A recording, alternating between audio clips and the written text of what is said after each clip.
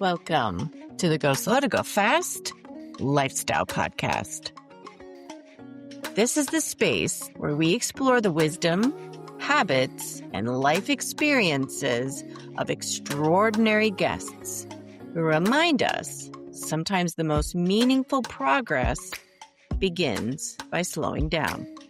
Together, we'll discover practical ways to reconnect with ourselves, move through life with greater purpose, cultivate calm in a busy world, and live each day with more clarity, intention, and joy. I'm Kendra Chapman, your host, and today we're sitting down with Germain, a certified functional medicine health coach and founder of Compass Health Coaching. After reversing her own Crohn's disease without relying on lifelong medication, Jen transformed one of life's greatest challenges into a calling. Today, she has helped more than 200 clients heal chronic illness, lose weight sustainably, and reclaim their health by addressing the root causes, not by simply managing symptoms. Jen is a passionate advocate for patient empowerment, holistic healing, and powerful connections between mindset and lasting transformation.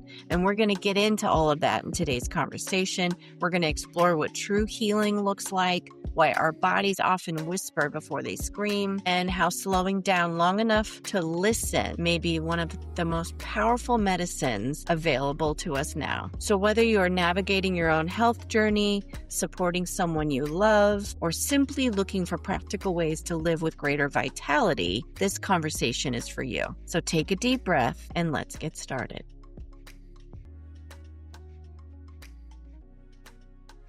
Well, Coach Jen, thank you for agreeing to sit down with us on Go Slow to Go Fast, and welcome to the show. Well, thank you so much for having me today, Kendra. It's a pleasure to be here. Thank you. Yes. So how do you go slow these days? So the way that I go slow, one of the things that I transitioned when I went from like my full-time job in the corporate world or, for my 9 to 5 and went into entrepreneurship is I have slow mornings. And honestly, it's one of the best things that I've ever done for myself is to slow down my mornings, that I'm not rushing around, that I'm not going from here to there. Now, there may be a day where it's a little more rushed, but honestly, slowing down my mornings and being more intentional with how I spend my mornings has really made such a difference in my overall production throughout my day, as well as just my stress levels and everything else. It has just been a game changer. I started to do it somewhat in my 9 to 5 before I moved, but it's been a game changer ever since. Yeah, I can imagine that when you have that shift, it probably takes a minute to get used to it, but then you really start to see the benefits. And then you say to yourself, I want to keep feeling like this. Yeah. It's been, when you're on somebody else's schedule, I think that was one of the biggest things to understand was when I shifted into entrepreneurship and having my own business was I make my own schedule. I don't have to ask somebody else. Like I joke about, I'm like, hey, I have to ask my boss if I can get off, if I can get off that day. But really understanding that I am my own boss and that I can create the way that my schedule, the way that I want it. And that really took some getting used to 100%. But it was one of the best things I ever did was making my mornings slow and making sure that I'm taking time for me, especially in my mornings, because it helps me to map out the rest of my day and feel like that I am coming first. Even when I have other things I know I have to get done that day. Yeah. And I think as women, we so often put everybody else before ourselves. And we've heard this. It's almost like a cliche these days, but it really is important for us to put ourselves first so we can be the best of our, best version of ourselves. It truly is. And that's what I talk to many of my clients about is one of the things is like, you can't pour from an empty cup. You have to make sure that your cup is full, that you are recharging. And it's not selfish to take time for yourself. It really is that recharge, that restoring of yourself, really creating, intention and clearing space so that you can rise to be the person that you need to be and helping other people. Because if you are burnt out, not able to function, making poor decisions, because you're going from place to place to place, you are not going to feel good about yourself, first off. And then the decisions that you make most likely are just going to keep you in that same loop over and over and over again. Yes. I mean, I've been there myself and I can I'm one of those negative self-talkers. So I have to stop first, stop the negative self-talk, notice that. I have to, that's been kind of the biggest step for me is noticing it, stopping it, and then trying to just think something different, hopefully more positive, but just think a different thought.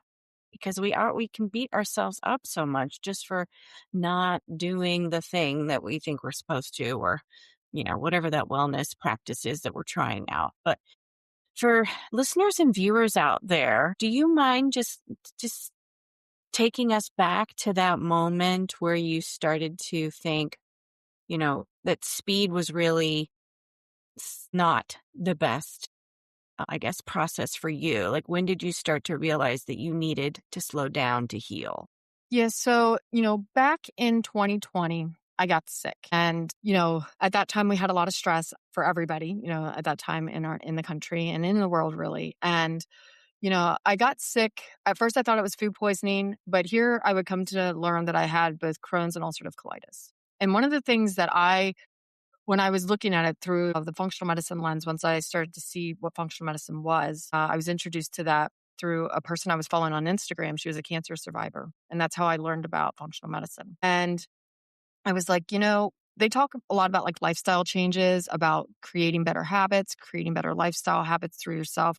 And they really look at different things such as your nutrition, your sleep, your stress management, and your exercise. And so when I went to my health coach in 2020, I went to one myself after I was diagnosed with Crohn's in September of 2020. And I went to her and she talked mostly about nutrition. And as I was going through my nutrition, I started to feel so much better. I lost brain fog I never knew I had. The fatigue that I had from being sick was dissipating. I was starting to feel better. The joint pain and all of the other inflammation that I had in my body was going away. I lost 20 pounds while I was sick, but they put me on the autoimmune protocol diet. And that helped I lost even more weight. I lost another 25 and I wasn't even looking to do that, but all of the inflammation was going out. My diet was so much better. And that was one of the moments that really changed for me to say, you know what, I have to slow down and pay attention to my health. I can't just go about the day to day and doing everything. I have to be more intentional. I have to take things at a slower pace because my body needs to heal. So I focused on nutrition first because that was, the area that I really need to focus on. But then I went into exercise and to understand that I needed to go slowly with that. So really starting to see that a slower approach to things really helps you to set intention and creates clarity because it helps you to sort things out. I was a sugar addict my whole life. So going from being a sugar addict to not having sugar, I haven't had refined sugar in 6 years and I don't miss it. And so to go from having it in my car everywhere, I had it for breakfast most days actually. I'd have candy. Going from that and going to be more intentional and saying, okay, what am I having for breakfast today? And again, it goes back to those slow mornings and saying, okay, what am I doing? How am I making my food? How am I meal planning? How am I prepping for everything?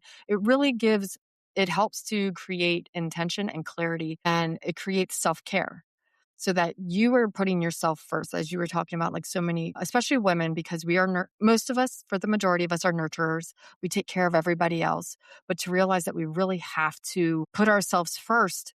It's just like when you're on an airplane and they say, hey, put the mask on before you take care of somebody else. You have to take care of yourself first. And as I was going through my healing journey, I realized that you don't go fast. You don't, chuck every single thing. You don't focus on every single thing.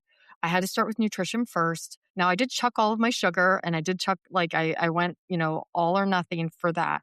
But then I went slowly and said, okay, next is going to be exercise. And then next is going to be stress management. And then next is going to be personal care products. And then there were steps to each one of those things. I didn't try to do everything all at once because that would have been too overwhelming.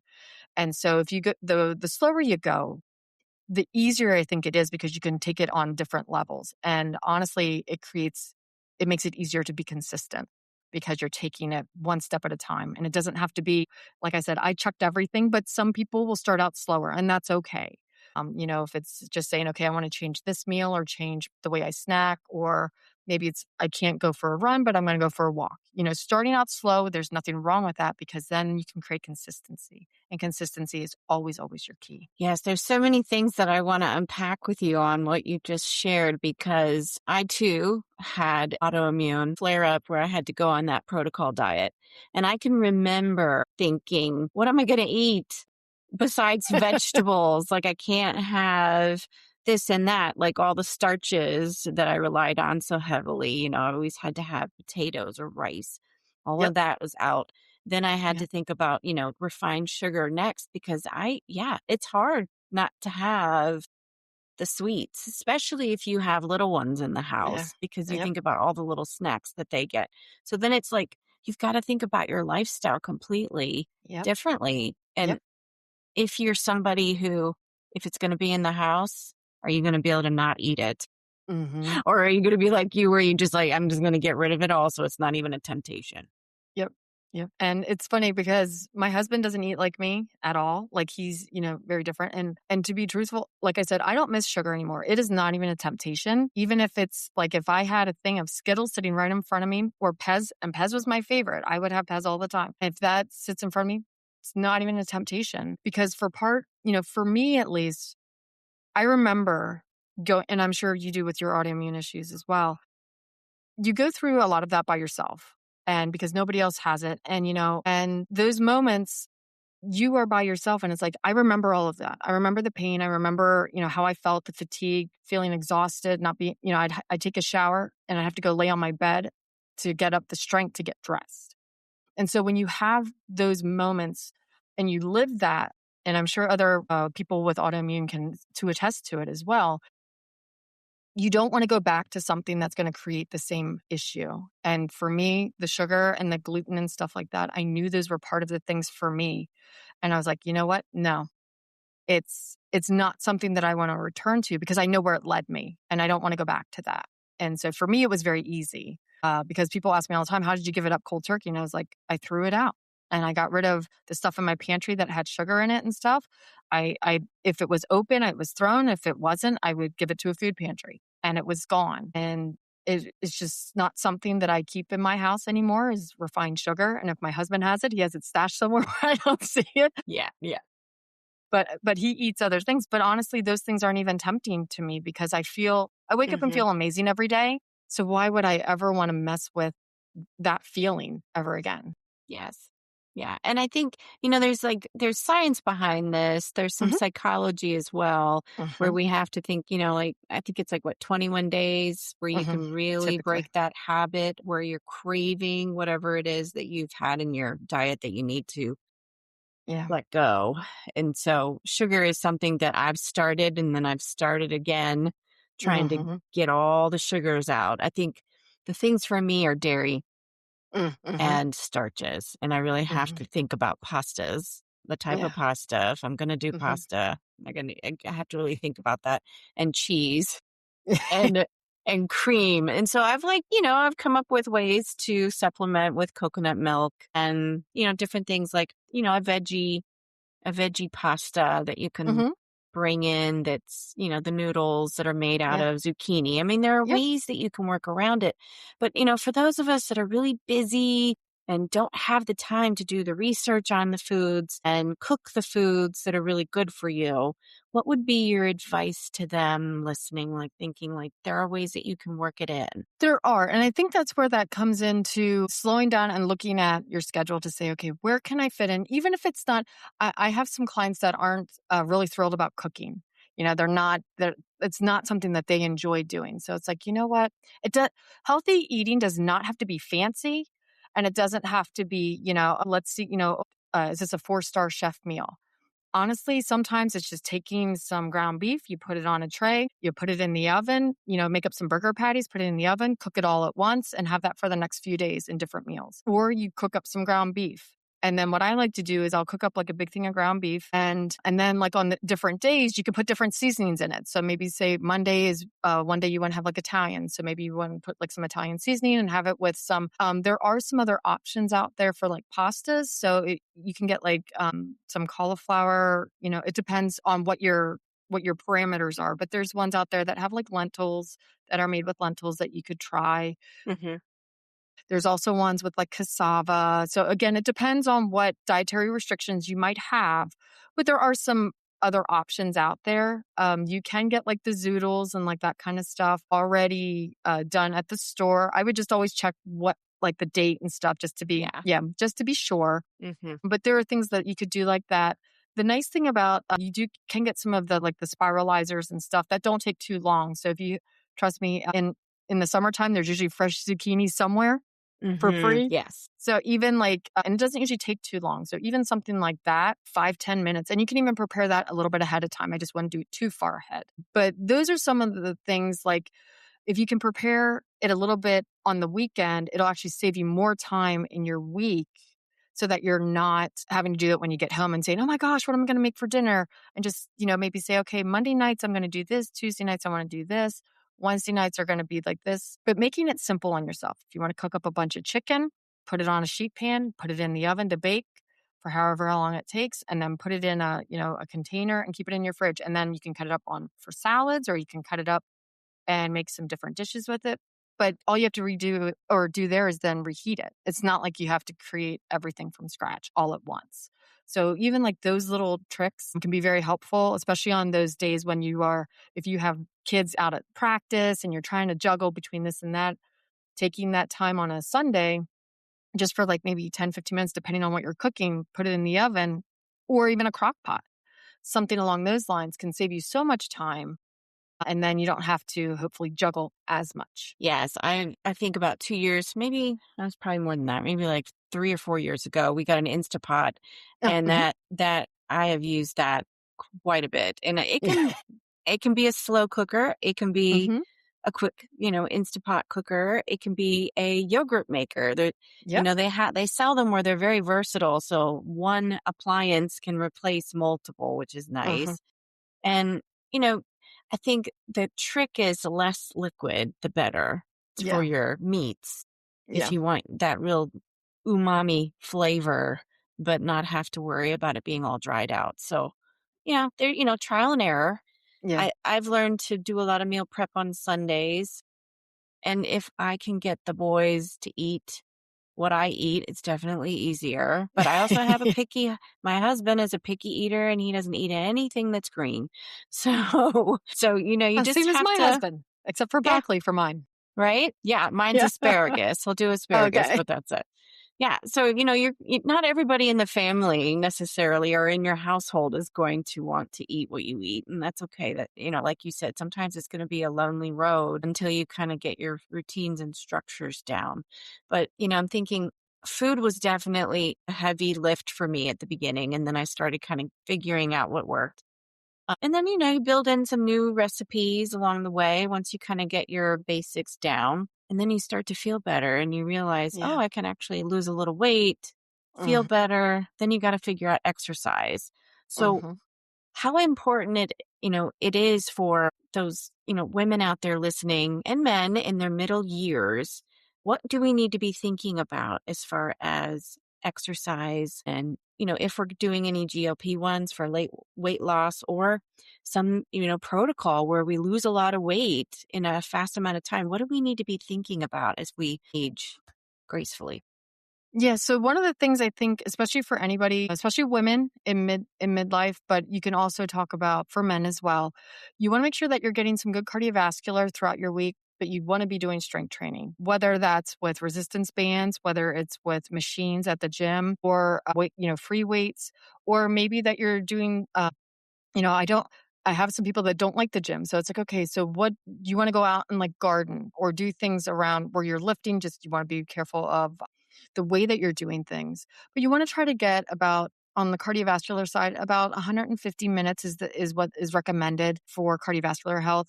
It doesn't mean that you have to go for runs. It means maybe it's just some leisurely walks. Maybe it is just working in the garden, getting that movement in. It's not always what we think it is. We think we have to have a structured exercise plan, but that's not always the case. If you look at some of the places that have the longest living human beings, they're not there in the gym. They're out working in a garden.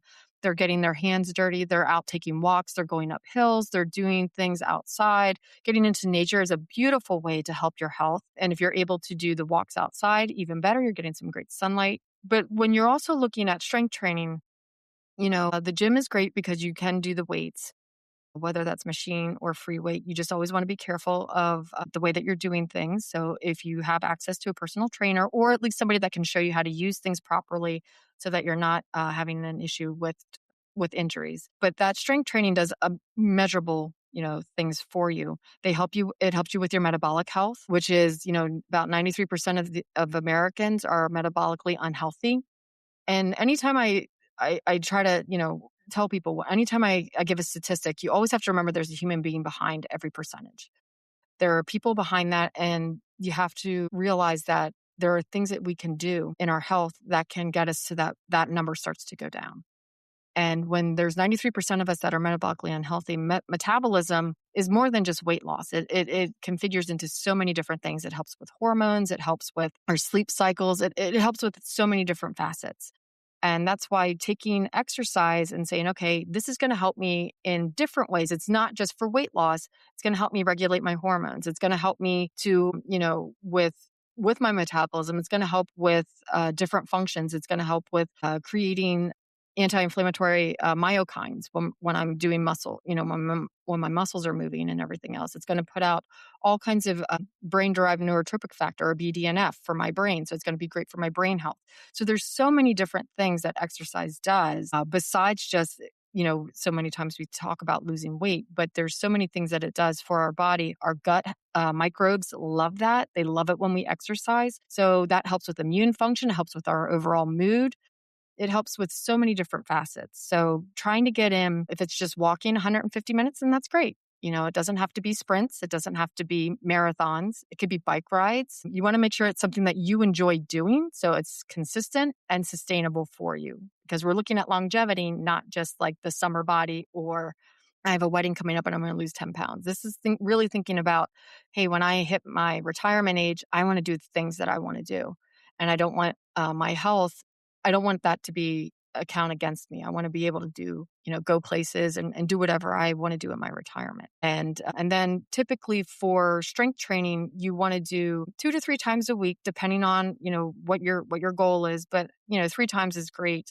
You don't want to overtrain because there is such a thing as doing that too. So you just want to be mindful of it. But usually about like 30 to 45 minutes in the gym, depending on what you're doing. You don't have to spend hours in there. I don't spend hours in the gym when I go. I get in, get her done, and then I'm out. Yeah. I mean, I think thinking about 150 minutes a day, I'm not doing that, but I am outside in the garden, probably 30 minutes Mm-hmm. Mm-hmm. pruning or picking, Yeah.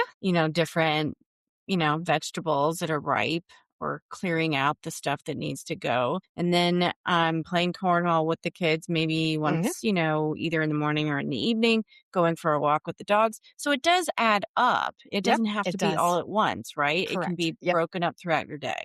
Yep. Yeah. And you're looking like if you break it down between 7 days, it's about 20 minutes a day, give or Okay. take. So it's about 20 to 25 minutes. And yes, there are some people that say, oh, it has to. No, something is better than nothing. So Hmm. if you are out in the garden moving around, you're playing with the kids, not only are you getting the great benefits of moving around with that, but then you get the social connection as well, which is, a Harvard study, one of the longest Harvard studies that they've had is social connection is what leads to the best health in our lives is having the happiness that we get from the relationships that we have. So all of these things are important in our overall health. So having that too, whether it's like maybe playing basketball with the kiddos or playing a little bit of soccer or, just going for a walk and walks with the puppies and stuff. Hmm. Again, it doesn't have to be strenuous. It is good to get a sweat because that helps the detox and everything else, but you want to get that heart rate up a little bit, but at least it's not sitting and being sedentary because that Hmm. does a lot of damage to our body in different ways. So even just going out and taking a small walk in this, like I said, nature is a wonderful thing. So getting that out there, or if it's on a treadmill, that's good too. It's at least some movement. Yes. Okay. So that's a good reminder. Hmm. And Hmm. then, anybody who is out there listening who is either thinking about or has used a GLP-1 in Hmm. some form or fashion in their, regiment in the last couple of years, maybe they're not on it anymore, or they're getting ready to start, or they're thinking about it.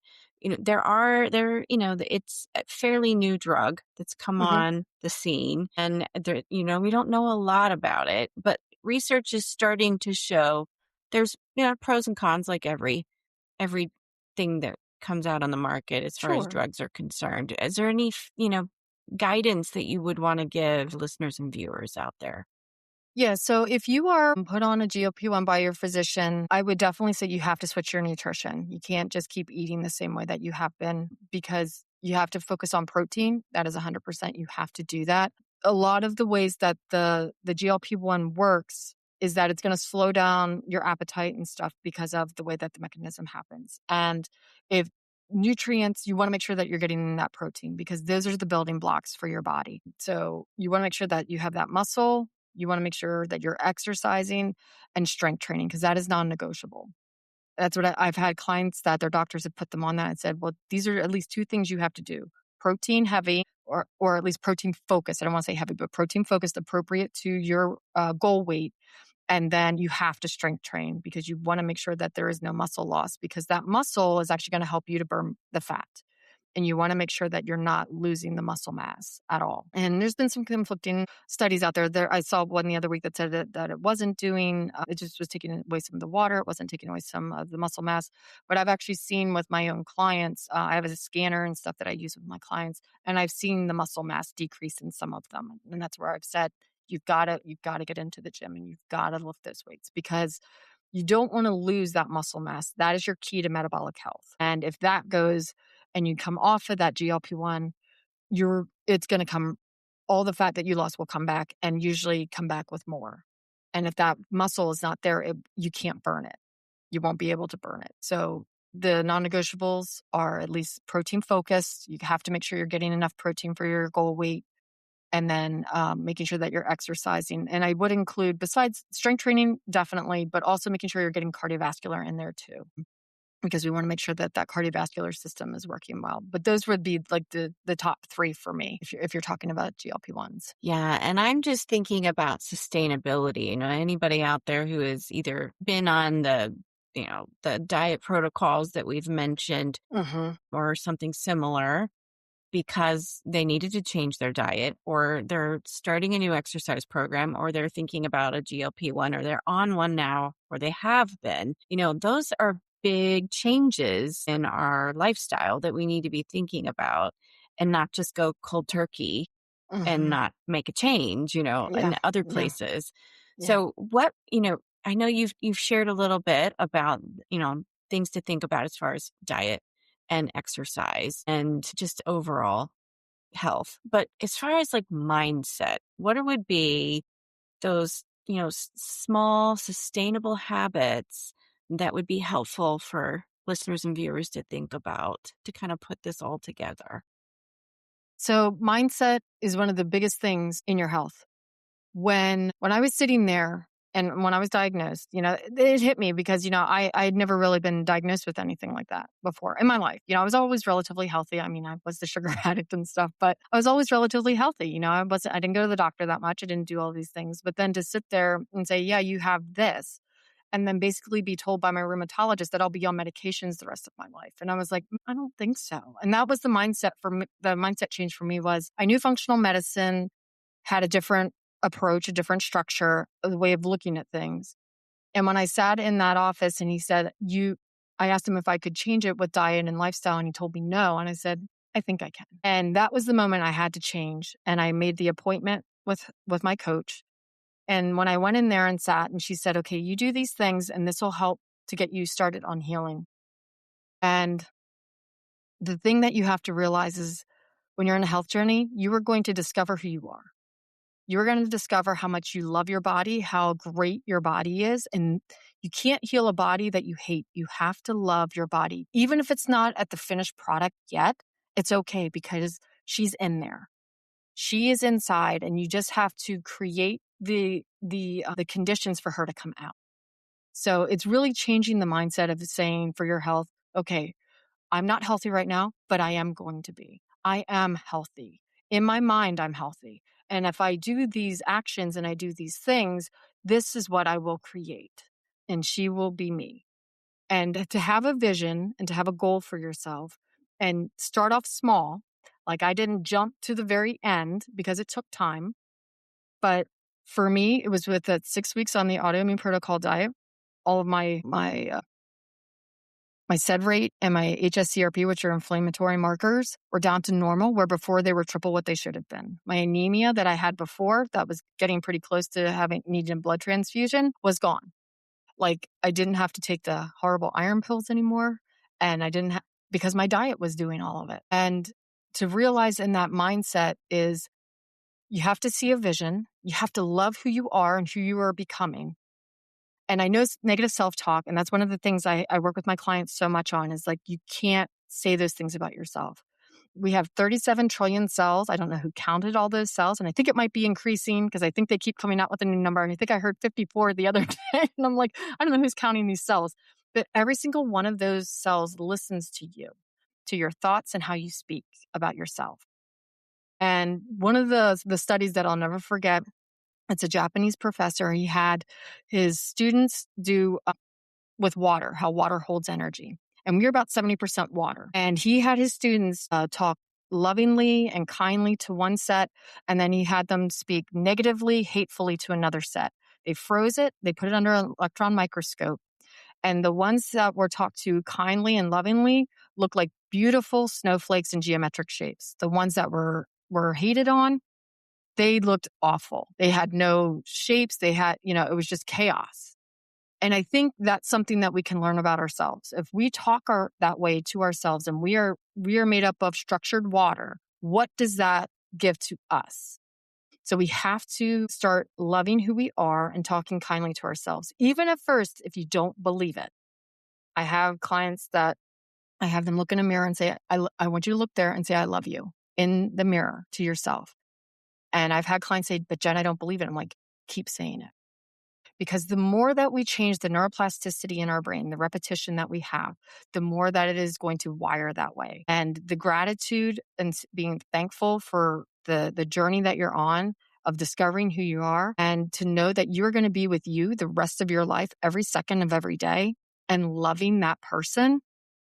It's one of the best feelings in the world. And understanding that it takes time to get there. It's not going to happen overnight. It didn't happen, the diagnosis I had didn't happen overnight. It's not like I just woke up and had it. It happened over years. And so you have to be aware that it's going to take some time, but having that mindset of the goal and the vision and holding to that vision and loving who you are is one of the biggest things you can do for your health journey. Even more important than the nutrition, and I'm a health coach, even more important than the nutrition and the other stuff. You have to love who you are, because if you don't have that, you're not going to be able to stick with all of the other things to make them sustainable. Yeah, I mean, when we say that kindness matters, it's self-kindness. We really Yes. have to be mindful about how we talk to ourselves and think about our body. Yeah. Yeah. Mhm. And I know I say that, and you're agreeing, but we all have been there. We've Oh, all sure. gone to that place where we're just being so critical of our choices, and we just have to stop Yeah. that. Just pause, stop, drop, hmm and roll, Yep. that old Yep. saying. Yep. We just have to do things differently. Yeah. Yeah. And that's one of the things, like when I talk with my clients and you know, uh, the one time I'll never forget my one client, she was like, and I did this and I said, "Look, just stop for a second. Would you say that to me?" And she's like, "Oh my God, no, Jen, I would never say that." I'm like, then why would you ever, ever, ever say that to yourself? You are an amazing person. And so many times we do. It is the narrative that we play in our head. And that's why it's so important to change the mindset and the narrative, because we've adopted a narrative. And if we're changing who we are, or if we're going to become somebody else, we can't take the things that we once had, or the vision, or the narrative that we have about ourselves, and carry that to that new person. You can't, because it won't fit in that person. You can't put a square peg in a circle, because it's not going to fit. So you have to really look at yourself and say, okay, what's not coming with me in my new version? You have to realize, okay, I can't talk negatively about myself, or at least be aware of it when you start, and be like, okay, wait, ooh, like you said, stop and drop the negative. And then I'm going to roll with some gratitude. I'm going to roll with some positivity. I'm going to roll with something new, because that is how you get closer and closer to the vision that you have for yourself. And again, it doesn't all have to happen at once. But I have clients that I have one, she said the other day, Jen, I've been working on it and I can tell I'm noticing things more. And I said, awareness is the biggest thing. And then you just keep the consistency. And that is how you will start building it. You have to build the foundation. Yeah, it's the noticing is where you Mm-hmm. start, and then you go from Mm-hmm. there. And when you mess up, we're all going to do it. We're all going Yep. to go, Sure. we're going to want that cupcake, or we're going to go and want, chocolate, or, and I'm speaking for myself, Yeah. but Yeah. because you've been off sugar for 6 years, I'm so proud Yeah. of you, because Thank you. I will get there at some point. I know I will. Mm-hmm. I think I have to get these preteens out of my house first, but I don't know.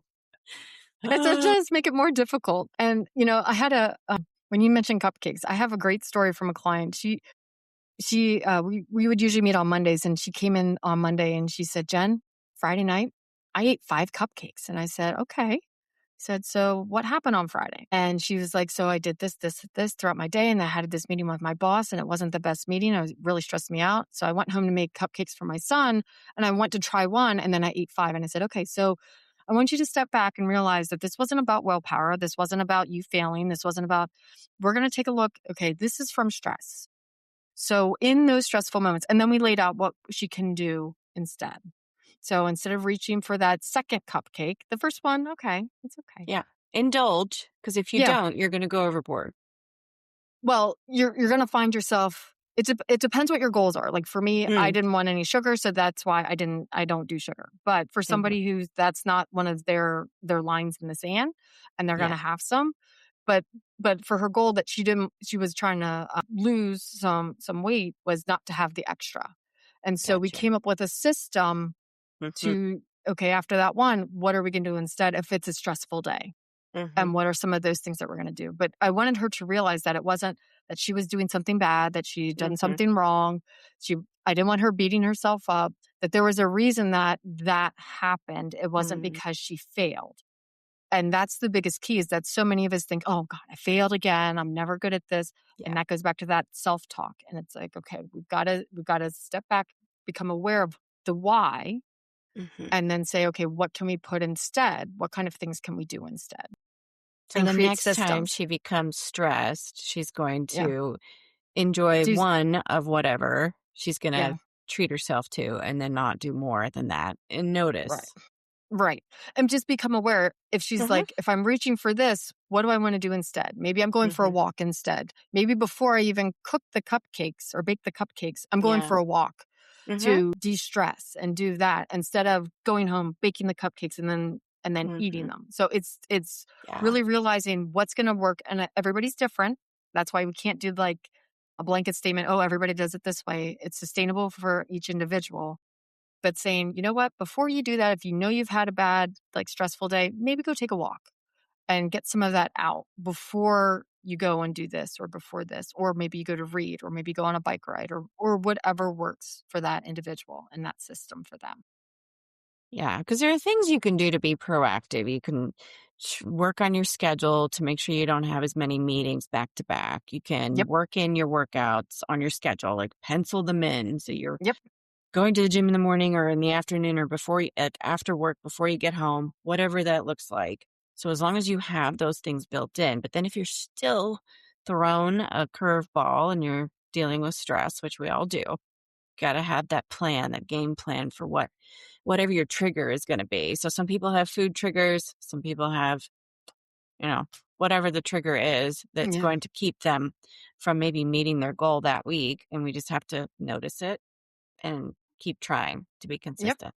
Yep. Yep. Absolutely. Absolutely. Couldn't have said it better myself. Okay. And and it's goals, setting a goal, and then keeping track of how that's going. Do you advocate for your clients to, have no more than a certain number of goals, maybe just focus on one goal at a time? Like, what does that look like? Yeah, so it kind of depends on the person. It depends whether they want to go slower or faster. And again, and that's why it has to, anybody that works with me is kind of tailored to what they want to do. So some people are slower, which is, there's nothing wrong with that. That's the pace that they want to go at, and that's totally fine. So sometimes that might be, we're working at, a different level of saying, okay, we're just going to work on this.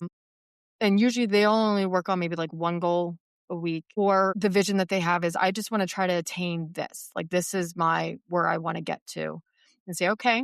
And then we'll just keep working on that. Like, what are some things that we can do throughout your week that's going to help you get to that? And for the person that might want to go faster, they might say, okay, I'm going to work on, I'm going to keep honing in on my nutrition. It's pretty good, but I want to tweak it a little bit more. And then I also want to work on, I have my exercise program pretty down, but I need to work on my stress. Like, I need to work on my stress management. So, or my sleep. I need to make sure my sleep routine, I'm really, nailing that in and making sure my morning routine looks good too. So they'll have more on their plate typically, but it depends on the person and how they best function going forward, trying to attain the vision that they have for themselves. And that makes sense. It sounds like that you are tailoring Yeah. the protocols for your clients one-on-one based on what they need. Yeah. And so could you just explain a little bit about what you do offer to clients if anybody wants to learn more about how to work with you?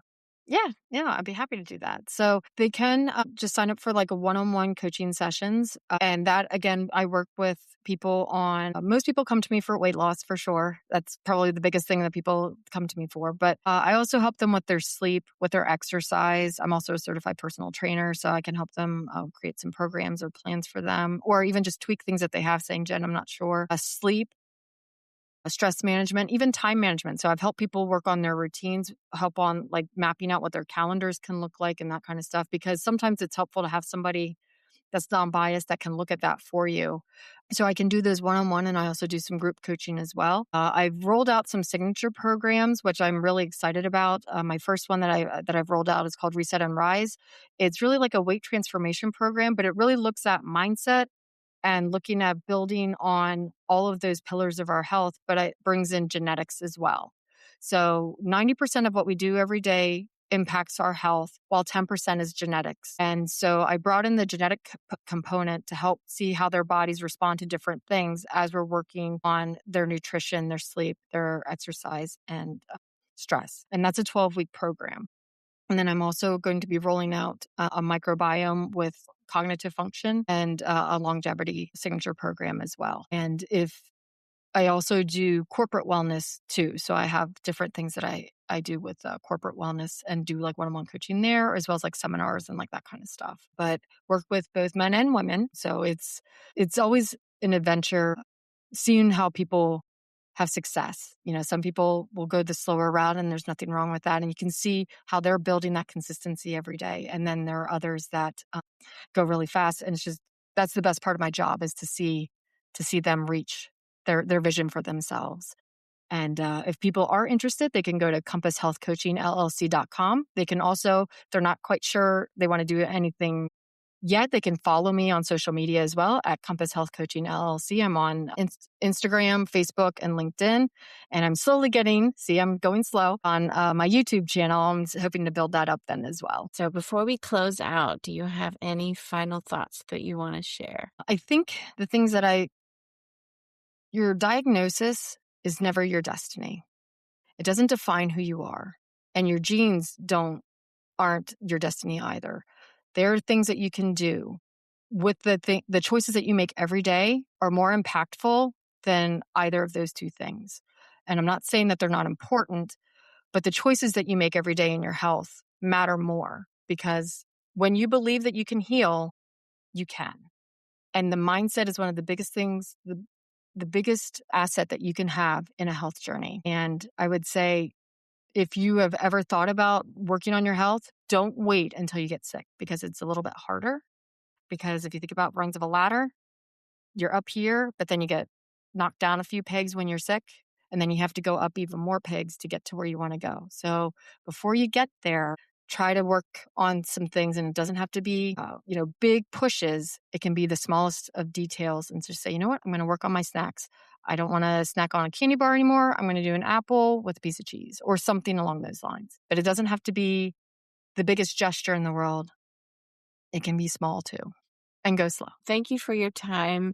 And I think, this conversation is just a gentle reminder that we can all get back on whatever plan that we've started, even if we set something back in January Mhm. and we've fallen away from that in some respects. It's okay. We can always start again. And that's the whole point of this podcast, is to go slow, to go fast. So thank you for your Yep. time. Oh, thank you so much for having me today, Kendra. It's been wonderful. Thank you. Yes, thank you. That's it for today's episode of the Go Slow to Go Fast Lifestyle Podcast. I hope that this gentle conversation about health reminds you that healing isn't always about finding the next quick fix. It's about listening to our body, honoring our journey, and trusting that small, intentional steps can lead to extraordinary transformation, whether you're just beginning your health journey or you're well on your way. If someone came to mind while you were listening to this show, I hope that you'll consider sharing this episode with them and everybody else that you know who could use a little encouragement that can become that spark to get you back into whatever routine you abandoned, or thinking of something else that can help you move forward and meet your goals. So if you're enjoying this podcast, I'd be so grateful if you'd consider leaving a review on Apple, Spotify, or wherever you listen, because your review can help more people discover the podcast, and it can also allow us to continue bringing you those conversations and stories that inspire healthier, slower, and more intentional living. And you could just say, keep going slow, or go slow to go fast. Until next time, remember, the light in me honors the light in you. And as you head into the rest of your week, let your light shine through. Go slow to go fast. And as always, thanks for listening.